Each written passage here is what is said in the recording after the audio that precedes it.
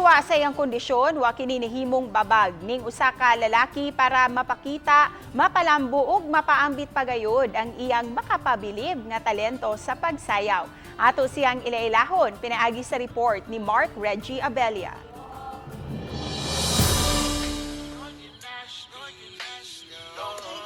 Daghan ang napabilib sa talento sa pagsayaw niining usa ka batan-ong gikan sa lungsod sa Bourbon, Cebu.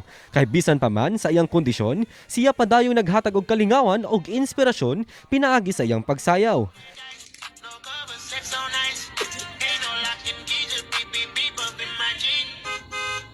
Siya, si Patrick Bantisil, 23 anyos, nga mas naila sa TikTok username nga Patrick the Star.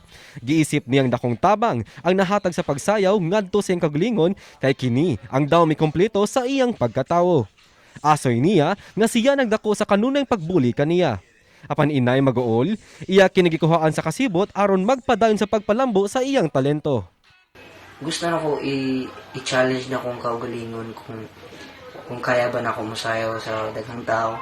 So, ganahan ako unsay feeling nga musayaw. Nunot sa iyang pagkamaisugon, padayon siyang mipasundayag sa iyang talento sa pagsayaw kauban ng iyang dance group. O karon, aduna na sabsekap in 790,000 followers, ingon man 6.8 million likes sa iyang TikTok account. Tambag niya sa mga person with disability nga sama kaniya. Mga person with disability diha nga parehan ako. Akong masulti na laban lang jud pirme kung unsay may bully na to, kung makaagi man kita na tanan ana. Laban lang kita pirme.